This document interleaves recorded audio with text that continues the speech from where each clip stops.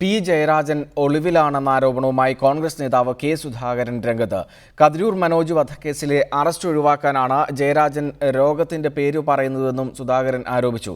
എന്നാൽ സുധാകരന്റെ ആരോപണം തെറ്റാണെന്നും പി ജയരാജൻ ആൻജിയോപ്ലാസ്റ്റിക്ക് ശേഷം പരിയാരം മെഡിക്കൽ കോളേജ് ആശുപത്രിയിൽ ചികിത്സയിലാണെന്നും CPIM സംസ്ഥാന കമ്മിറ്റി അംഗം MV ഗോവിന്ദൻ പ്രതികരിച്ചു.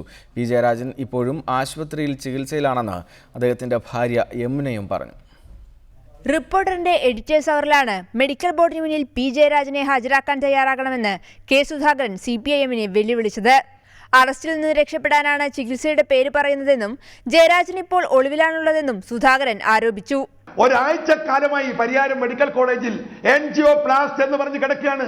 ഒരു എൻജിയോപ്ലാസ്റ്റും നടന്നിട്ടില്ല, ഒരു ഹൃദ്രോഗ ചികിത്സയും നടന്നിട്ടില്ല. അവിടെ സ്വകാര്യ മുറിക്കകത്ത് ചികിത്സ എന്ന് പറഞ്ഞ് കിടക്കുകയായിരുന്നു.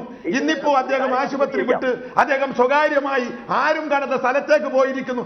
കെ സുധാകരന്റെ വെല്ലുവിളി സ്വീകരിച്ച CPIM സംസ്ഥാന കമ്മിറ്റി അംഗം MV ഗോവിന്ദൻ മാസ്റ്റർ മെഡിക്കൽ ബോർഡിന് മുന്നിൽ ജയരാജനെ ഹാജരാക്കാൻ തയ്യാറാണെന്നും ആൻജിയോപ്ലാസ്റ്റിക്ക് ശേഷം പരിയാരം മെഡിക്കൽ കോളേജ് ആശുപത്രിയിലാണ് പി ജയരാജൻ ഇപ്പോഴുള്ളതെന്നും പറഞ്ഞു. പരിയാരം മെഡിക്കൽ കോളേജിൽ അന്വേഷിച്ചാൽ എല്ലാവർക്കും മനസ്സിലാക്കാൻ സാധിക്കുന്നതാണല്ലോ. എൻജിയോപ്ലാസ്റ്റിന്റെ ഭാഗമായിട്ടുള്ള ചികിത്സയ്ക്ക് വിധേയപ്പെട്ട് അദ്ദേഹം ഇപ്പോഴാണ് ICUയിൽ നിന്ന് പുറത്തേക്ക് വന്നിട്ടുള്ളത്. അദ്ദേഹം അവിടെ നിന്ന് മാറിപ്പോയിരിക്കുന്നു എന്നാണ് പറയുന്നത്. അദ്ദേഹം മാറിപ്പോയിട്ടില്ല, ഒരു ഒളിവിലും പോയിട്ടില്ല. അദ്ദേഹം മെഡിക്കൽ കോളേജിൽ തന്നെയുണ്ട്.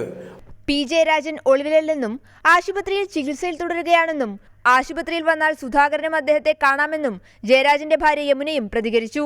കാത്തലാബിൽ പ്രവേശിപ്പിച്ച സമയത്ത് ബലൂൺ സർജറി ചെയ്യാൻ പറ്റാത്ത അവസ്ഥയിൽ ആൻജിയോപ്ലാസ്റ്റി ചെയ്യുകയും സ്റ്റെന്റ് ഇടുകയും ചെയ്യേണ്ടി വന്നു.